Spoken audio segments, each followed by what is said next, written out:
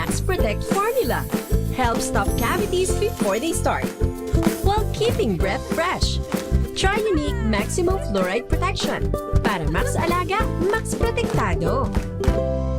ACS. May nagbago. May arte. May budget. Akala nyo lang yon. So solid. White Rose Papaya. Wow, White Rose. White Rose Papaya. Wow, White Rose. White Rose Papaya. May glow up with a White Rose Papaya. White Rose Papaya. May puti power times 2 kasi may papaya at niacinamide. May shea butter and tea tree oil pa. Kutis sulit ang glow up. Glow up with a White Rose Papaya. White Rose Papaya. Kutis sulit ang glow up. ACS. Wow, ang saya. Isang barangay na labada, puro mancha pa. Goodbye, pahinga. Mommy, isang laba lang yan sa Pride Bar Blue. May powerful stain-away enzymes na malupit sa dunit mancha. At di masakit sa kamay. Isang laba lang yan. Hello, pahinga. Hello, Pride Bar Blue. ACS.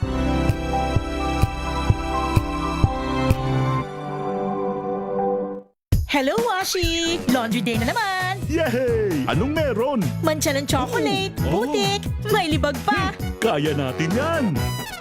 With Pride Washing Machine Detergent, may triple stain-away formula. Tanggal ang makapit, madikit, at malupit na dumit mancha. Kaya easy-easy ang labada. Mula noon hanggang ngayon! All you need is pride. All you need is pride. ACS.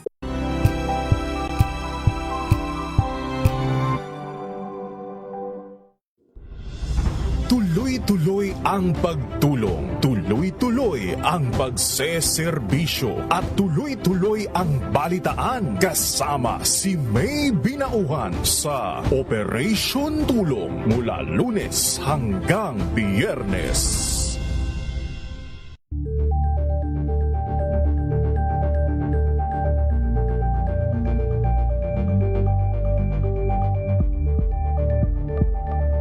Walang balitang makakaligtas, walang balitang makakalampas, saan mang sulok ng kapuluan. ACS Balita! ACS Balita! Ang programang ito ay hatid sa inyo ng ACS Manufacturing Corporation, ISO Certified, maker ng world-class quality Pride Detergent. Hi! Maganda morning! Anong araw today, kumbachero? Today is Laundry Day, Pride Day! Yahoo! At pag Laundry Day, Friday, all you need is Pride Washing Machine Detergent. May triple stain-away formula, katanggalang makapit, madikit, malupit na dumit mancha, kaya easy ang labada.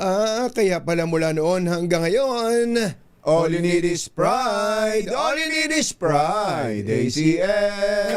Kasama ang 2x2 tandem Anthony Taberna at Jerry Baha. ACS Balita! 6:21 ang ating oras. May inaasahang malakihang rollback bukas. Meron din bang rollback sa pasahe? Yan, alamin natin. At kuha tayo nga ng detalye kung batsero doon sa binabanggit nung nakaraan na ano tawag doon, service contracting. Oh, yan. Yun ba'y kailan target nilang masimulan yan? 15, Ito rin yata sa Wednesday, ano? At ano ang detalye niyan? Nasa linya natin ang chairman ng LTFRB, si Attorney Vigor Mendoza. Attorney Vigor, magandang morning! Si Ka Jerry at si Ka Tunying po ito. Good morning, Ka Tunying, Ka Jerry. Magandang umaga sa inyo. Opo. Ay, narinig nyo na ho ba yung, malakihang rollback daw bukas, Attorney? Chairman? Oo nga, sana dire-diretso na, no? Para kahit paano mag-normalize ang situation. Oo. Nangangahulugan ba yan ng rollback din sa pasahe? Malayo pa tayo. Oo nga, ano, malayo-layo pa. Sa dami ng benting naging increase, unang benting rollback pa lang ito.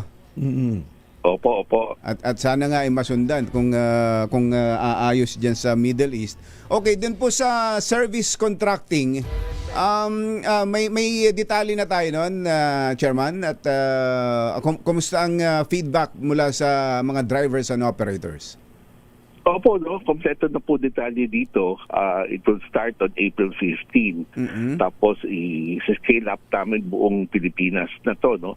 So, halos every region meron to tayong rota na covered ng service contracting, no? But due to the limited budget, 800 billion initially, hindi ko natin nakaya yung lahat ng rota. Approximately more than 800 goods po ang masasakupan dito, both in Metro Manila and suburbs, including other areas in the Philippines. Humigit ko lang more than around 47,000 vehicles ang masasakupan dito, both EUV, AUV, and jeepneys. Ang mechanics lang to, simple na naman po to. Bibigyan natin ng service conduct. Itawag namin dito, hindi to gross but net service. Pag sinabing net service, kukolekta pa rin ng pamasahe yung ating mga driver. Pero for every kilometer na tinakbo niya, bibigyan natin sila ng subsidy. For traditional jeeps and AUVs, 30 pesos per kilometer. For every modern jeep, 40 pesos. No? Sa bus po sa busway, 100 piso yun for every kilometer. No? Outside the busway, 82 or 83, kundi po ako nagkamali, no? per kilometer po yan. So mga tweet, kung ikaw ay traditional jeep at tumatakbo ka araw-araw, no? Ang konsumo nila more or less kasi for every liter, ang tinatakbo po ng traditional jeep 3 to 5 kilometers a day. So, sabihin na natin 4 na kilometro for every liter run. In short, bibigyan ka ng gobyerno ng 120 pesos. Sa 4 na kilometro, okay. Ang subsidy mo, 120 pesos per liter. Per liter. Teka muna, paano ho yung kwenta nyo? Isang litro, 4 na kilometro. Ang lakas pala ng mga diesel. Ang lakas kumain ang lakas pala lumamon ng diesel niyang mga jeep. Ang feedback ko sa amin between 3 and 5 kilometers ang takbo po ng isang traditional jeep. Sobrang lakas naman. In-average nyo na. Sabihin na natin 4 na kilometro. So, for every liter, ang subsidiya po ng gobyerno is 120 pesos. So for every liter. So kung magbigay nga tayo ng example, isang major route na dito siguro sa Metro Manila. Ano iba yung pinakamalaki dito? Sabihin natin ang aming financial model dito for traditional jeep. Sabihin natin kumikita ka ng 5,000 sa isang araw. Sabi kasi mga 300 passengers a day. Ito yung ebidensyang hinain nila during the fare hike hearings, no? So kung kumikita sila ng mga 5,000 piso isa-isang araw, tatanggalan natin ng 20%. No? Kasi dito sa ating service contracting model, merong 20% discount yung mga pasero. Okay. So baka tweet, ang makukolekta lang nila 4,000 isang araw. Tapos ang crudo niya, sabihin na natin 30 liters. Ito rin po ang hinain na ebidensya during the fare hike hearing. So 30 times 120. 30 times 120 is 3,600. Hindi po. Kung 30 liters po siya, tama po. Correct po. 3,600 po yun. So aawasin natin po dun sa 4,200. 400 na lang. So matitira sa kanya mga 600 pesos. Ganun o 600 pesos. So, kulang na kulang po yan. Tapos bibigyan pa ho natin siya ng 30 pesos per kilometer, maximum of 100 kilometers. So 3,000 po ibibigay sa kanya. So kitang-kita ho dito sa ating modelo, kahit bumaba yung kanyang 4,000, yung 5,000, yung 4,000, no? Meron pang iuwi yung driver, meron pang ibibigay na boundary sa ating operator. Noon Marie po, magkano daw ang boundary ng regular na jeep? Kung yan ang model, sila nagpresenta niyan sa LTFRB, kaya ayan ang basis niyo. Yung fare hike hearing ho to. Depende po, no? Meron pong 700, meron pong 800, umaabot hanggang 1,000, depende po sa rota. In other words, dun po sa example na binigay niyo po, Asek, papatak na ang take home ng driver kung 30 pesos kanyo per 100 per kilometer, ano? Ang ibibigay niyo sa kanya? Opo. At kung naka-100 kilometro siya sa buong maghapon niyang pagbiyahe, that's 3,000 pesos. Opo. Tapos may 400 pa siyang tira kanina. The 3,400 minus 700, that's 2,700 pesos ang take home Opo. niya. Kung ang kanyang gross ay 5,000, ito nga pinagtatalunan ngayon, magkano ang gross ng isang traditional jeep. Kasi may nagsasabi ngayon na hindi na 5,000. No? Kami nagbabasihan na lang po naman namin yung ebidensyang hinain during the fair hike hearings. No? So kahit ibaba natin yung 4,000, gawing 4,000, meron pang matitirang take home yung ating mga driver at pambayad po sa boundary pa sa ating operator. At sigurado yon hindi bababa na 1,000 yon sa araw. Ay, oo, sigurado naman. Pero lang, pagpasiraan siya. Opo. So, ang nakikita natin dito, gusto nyong mabigyan ng discount yung pasahero, which is 20% across the board na discount. Tapos may subsidy sa... May subsidy sa driver and operator, may maiuwi siya sa kanyang pamilya. Ganon. Tama ba? Tama po yun. Tama po yun. Saan natin makikita yung mga ruta na masasakop nito, Chairman? Ay, ilalabas ko namin today, no? Lahat po ng ruta na initially masasakupan. Itong ating tinatawag natin phase 1, no? Ito yung nasasakupan ng initial budget ng 800 billion. Pero gaya po na-announce din ng DOTR ni Secretary Banoy, nag-request na po kami ng supplemental budget of 5 billion para sa ganun, matuloy-tuloy po natin itong programang to. Paano monitoring yan? Kung talaga bang bumibiyahe ba talaga itong driver na to, itong operator ba na to, may mga ipinalabas lahat ang mga jeep niya? Meron po tayong two ways of monitoring. Isa po through GPS. I-require po sila ng GPS. Ngayon, ang ginawa po natin para wala ho silang labas na pera dito, dun sa per kilometer po nating binibigay po sa ating pang driver operator, didagdagan natin ng konti, mas 50 centimos per kilometer. Para yun po ang maging pag sama-sama po yan ang maging pambayad nila dun sa GPS. Sa GPS, Opo, kasi ang GPS po, mga sabi ko sa amin, mga 500 pesos a month ang magiging rental fee. No? So kung meron siyang, kung nagdaan po tayo ng 50 centimos bawat kilometro, ibig sabihin araw-araw, meron siyang 50 pesos pambayad po sa GPS. Sa 10 araw, bayad na po nila yung GPS nila for that month. No? Pero meron rin tayong manual monitoring, meron tayong mga transport inspectors, especially those sa mga area po na erratic ang signal ng GPS. Ayun, oo. So maglalagay po tayo ng tao sa dulo ng rota para bantayan po, i-monitor po yung ikot-ikot ng ating mga sasakyan. Paano makapag-apply yung drivers and operators? Online filing ho to, no? Bubuksan po natin yung ating online filing mamayang hapon. Ang isasabit lang nila, one-page paper lang po sasabit nila, no? Pangalan po nila, case number ng kanilang prangkisa, at yung mga plate number ng mga sasakyan na sasali po dito sa ating programa, plus kung sino po yung kanilang GPS provider. Tapos i-upload lang po nila sa system po natin yan. Tapos pero tayo mga evaluators to check yung mga sasakyan, kung duly registered po yan, may insurance, kompleto ang papeles po yan. Tapos makakatanggap sila ng confirmation na okay na po sila. At lalabas na rin po doon yung parang yung ating template, yung streamer na kailangan nila ilagay sa kanilang masasakyan para ma-indicate na itong sasakyan na to ay kasama sa programa. Yun nga itatanong ko, paano humalalaman ng pumaparang pasahero na itong pinapara niya ay kasama sa programa? Yes. Opo, yun na nga po, pero silang ilalagay na senyas. Ayun. Na parang streamer po yan, na para malaman ng pasahero. May nakapaskil sa windshield. Opo. IDO, sa sides ng sasakyan po yan, para kitang-kita ho ng ating mga mananakay. Maglalabas din po tayo ng field matrix sa bawat rota at makukuha rin nila to online, no?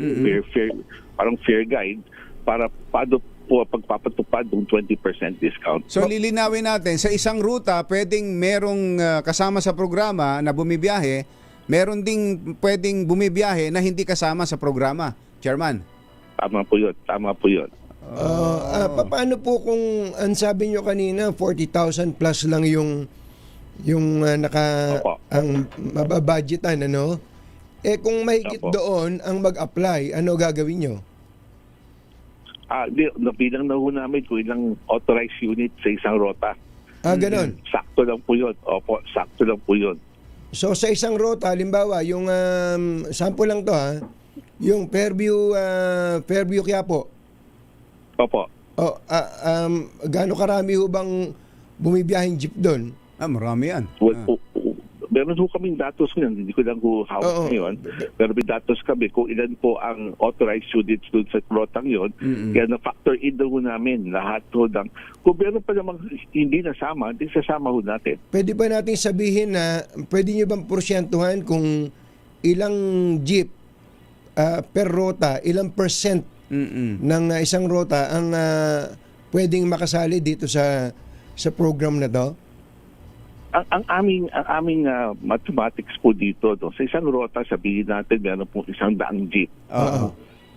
Araw-araw naman, hindi lahat ng jeep ng 100 tumatakbo. Dahil pwedeng under repair or yung driver live din ng araw na yon, or under maintenance. So mga ilang porsyento nun?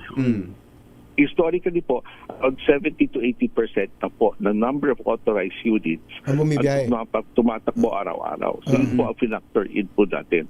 So ang datos po natin kasi number of authorized units on the road. Kaya lahat ng sasakyan sa isang rota, masasakop na talaga. Ganun. Wala na pala tayong sasakyan halos na hindi kasali dito. Halimbawa, sa isang ruta, yung ruta na yun, na Fairview Quiapo. Opo. Halimbawa. Hindi naman po. May ibang rota na hindi pa ho nasakop kasi ang ating naging guidance para sa pagpili ng rota, number 1, yung feeder routes po yan. Feeder routes to the major transport infrastructures, no? Gaya dito po sa Metro Manila, papuntang LRT. Transport infrastructure, MRT, LRT. So ang pinili ko naming rota, yung mga rotang feeder sa MRT, LRT. No? So kung hindi ka feeder ng LRT, MRT, hindi ka kasama dito sa programa. Naintindihan po natin. Magkano na ho ang minimum ngayon sa jeep? Abino po sa jeep, 13 pesos pa rin po. 13? Sa traditional jeep. Opo, at 15 pesos sa modern jeepney. So kung 13 and 15 yan, kung kasama sa programa, magkano ho magiging minimum fare? Pag less 20% po tayo sa 30, so that's 2 pesos and 60 centavos, para round off po yan sa 250. So magiging 11.50. 11.50. Tama ba? Hindi, 10.50. 10.50 po yan. 10.50 sa traditional at sa modern ay 12 pesos po yan. 12 pesos. Opo. Yun, hindi lang sa minimum ang discount sa pati sa per kilometer. Sa kabuuan Opo. Meron po tayong fare matrix na magiging gabay ng ating mga mananakay kung magkano talaga dapat din. So pwede na nating expect ngayon ang fare matrix sa ASEC today? Opo, pag-apply po nila online din po ibibigay sa kanila yung fare matrix nila. Hindi, for public consumption ngayon, pwede para ma-i-announce na rin natin. Ano ba, ngayong araw na to ilalabas na ninyo? Opo. Sarami lang ng rota, we would post it in some areas. Pero sarami yan, more than 800 routes kasi yan eh. So, pero ipopost ko namin yan kung sino pang gusto magtumingin, kaya po tingnan sa ating portal, sa website ng LTFRB. May hirap kasi sa ang problema ho natin mag-aaway pa yan sa jeep natin kung meron lang sana talaga tayong specific loading and unloading zone na may kapag maghihintay kayo ng sasakyan, andun kayo, may oras, doon din nakapaskil kung magkano babayaran. Mas malinaw yun, di ho ba, Chairman? Pangarap pa lang yan, pangarap. Kaya nga po yan, at yung automated fare collection system, no? At yung automated fare, mapoprogram mo namin yung makina online na ito lang ang charge yan. Yung 800 million, hanggang kailan nang itatagal sir? Ang tansyaho namin, 2 linggo po. Ha? 2 linggo lang pala yun. 2 linggo lang to. Opo. But meron nga kayong proposed supplemental budget which is 5 billion for this specific program. Opo, meron po. Si Secretary Bano yan. Hopefully, bago matapos ng 2 weeks, malinaw na po yung ating supplemental para dire-diretso lang po programa. Opo. Okay. Susubaybayan ho natin yan at sana maging maayos ang pagpapatupad nitong programa. Teka muna pala, last na lang. Paano makukolekta ng operator o yung driver yung kanilang subsidy? Good question Subsidy. po, no? Oo. Pag-submit ho nila sa amin yung kanilang application form, ilalagay po ho nila doon yung kanilang bank account number or e-wallet number. Kung saan namin i-deposito within 3 to 5 days yung kanilang collection. Ayun. Baka daw magkaroon, ito may mga reaction dito, baka daw magkaroon ng mga ghost drivers dyan. Mamamonitor naman po natin yan through GPS kung naka-GPS po siya. Yun nga. Yung sasakyan makikita Kung po talagang natin. bumibiyahe. Meron po tayong random inspects. Meron tayong mga transport inspectors naman na i-field. So randomly, i-check po natin yan. Opo. Chairman, salamat po. Thank you. Thank you, Jerry Katuning. Salamat po. Good morning. Good morning po. Attorney Vigor Mendoza ng LTFRB. ACS Balita. Samantala, sa ilan pa nating mga balita, 3 ang patay habang 2 sugatan sa nasunog na LPG store sa Pasong Tamo, Quezon City. Kabilang sa nasawi ang boarders na sina Mary Jane Dongalio Orano at magkapatid na sina CL, 11 anyos at TL. Grade 3 pupil. Sugatan naman na may-ari ng LPG store na si Adriano Leonoras at ang helper nitong si Joros. Lumitaw sa investigasyon na nagkaroon ng pagtatalo sina Leonoras at ang helper nitong si Improgo na noon ay lasing o nasa impluensya ng alak. Sinabi ng mga nakasaksi na sa kainitan ng pagtatalo, sinabi ni Improgo na pasasabugin niya ang mga gasol at susunugin na ang bahay. Kasunod ng banta nito ay nagkaroon na nga ng malakas na pagsabog at mabilis na kumalat ang apoy. Sa gitna ng mga espekulasyon at fake news hinggil sa kalusugan ng Pangulong Bongbong Marcos, ibinahagi ng first couple ang larawan ng kanilang dinner date noong Sabado ng gabi sa Finestra, Soler Hotel. Saan kaya itong Soler na to? Sa Parañaque o QC? Nilagyan ng Pangulo ng caption na took Liza out for a quiet dinner, just a bit of time away from the day. Kasama po sa caption na may na-meet silang mother and daughter na nakachikahan nila sandali. Samantala, nilagyan naman ng unang ginang ng caption ang ibinahagi niyang picture na sometimes it's just nice to slow down and enjoy each other's company. No noise, just us. Na may heart emoji. But why? AI yan. Sasabihin. Photoshop yan. Sasabihin naman ako. Talaga naman. Nagkatid po ng kabuuan ng ating ACS Balita. Ito po si Jerry Baha. Ito po naman si Anthony Taberna. Kasama ang 2x2 tandem Anthony Taberna at Jerry Baha. ACS Balita. Ay. Nasaan si Sherwin? Jeric? Yuel? Asa na nga? Ito, ang ating malakas promo kasama ang Pride Detergent ay nandyan sa Barangay Pinagsama, Palar Village. Pinagsama, Palar Village, Taguig. Ayan, lakasan na ninyo ang inyong mga radyo, telebisyon, anumang mga gadget na gamit ninyo sa pakikinig sa 2x2, sa DZRH. Ang ating... Ready na ba kayong tandaan ang ating word of the day para manalo ka ng DZRH Mini Component? Eto na! Ay! Rollback! Rollback! Parang tumutugtog ang isang magandang music tapos bibiglang sasabihin, rollback! Parang hitback. Hitback pala yun. Hitback yata. Rollback. Rollback. Yan ang ating word of the day para kayo manalo ng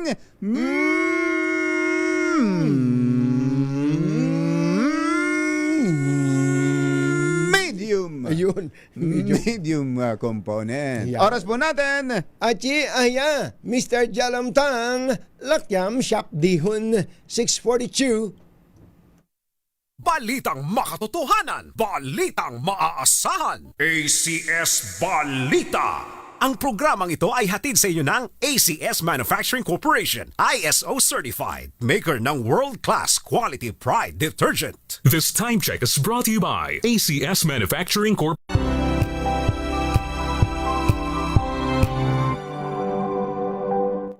Maulan man, no worries na amoy kulog ang damit. Charm Fabcon, bangong kumakabloom, tanggal amoy kulog sa bango ng charm. Kaya gamit ko, Charm Fabcon with Bloom Fresh technology. Kills 99.9% of kulob-causing bacteria. May aroma burst pa of thousands of flowers and berries. Ang sampay sa loob, no amoy kulob. Bangong kumakabloom sa charm. Charm Fabcon. ACS